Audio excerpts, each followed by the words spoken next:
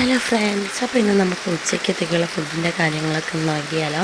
ഇന്ന് അവിയലാക്കാമെന്നാട്ടോ വിചാരിക്കുന്നത്. ഞാൻ പച്ചക്കറികളൊക്കെ അരിഞ്ഞ് വെച്ചു. പിന്നെ തേങ്ങയും ഉള്ളിയും മുളകും വെളുത്തുള്ളിയും ജീരകവും മഞ്ഞൾപ്പൊടിയും കരിവേപ്പിലയും കൂടെ ഇട്ട് നല്ല പേസ്റ്റ് പോലെ അരച്ചെടുത്തിട്ടുണ്ട്. അതിന് പിന്നെ കുക്കറിലേക്ക് വയ്ക്കാമെന്ന് വിചാരിക്കുന്നത്. അതാകുമ്പോഴും 1-2 വിസിലാകുമ്പോഴേക്കും പെട്ടെന്ന് വെന്ത് കിട്ടുമല്ലോ.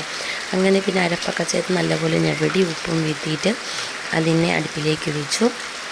അതിന് വിസിൽ കേൾക്കാനായിട്ട് അടുപ്പിലേക്ക് വെച്ചു. എന്നിട്ട് മോര് കറി ഉണ്ടാക്കാമെന്നാട്ടോ വിചാരിക്കുന്നത്. അങ്ങനെ ഉള്ളിയും ഇഞ്ചിയും മുളകും പിന്നെ വെളുത്തുള്ളിയും ജീരകവും പിന്നെ കുറച്ച് മുളക് പൊടിയും മഞ്ഞൾപ്പൊടിയും കൂടെ ഇട്ട് ജസ്റ്റ് ഒന്ന് ജസ്റ്റ് നല്ല പേസ്റ്റ് തന്നെ അതും അടിച്ചെടുക്കണം. എന്നിട്ട് അതിൻ്റെ അകത്തേക്ക് തൈര് വിട്ട് ജസ്റ്റ് ഒന്ന് ക്രഷ് ചെയ്തതിന് ശേഷം നമ്മൾ സാധാ താളിപ്പൂടെ തന്നെയാണ് താളിച്ച് ഇതിനകത്തേക്ക് വീട്ടുക ചെയ്യുന്നത്. കാരണം മോര് അധികം തിളച്ച് പോകേണ്ട കാര്യമില്ല. അതിന് മുമ്പ് തന്നെ നമുക്ക് വാങ്ങി വയ്ക്കാം. പിന്നെ മീൻകറിക്ക് ഇന്ന് കുഴിയാള മീനായിരുന്നു കേട്ടോ.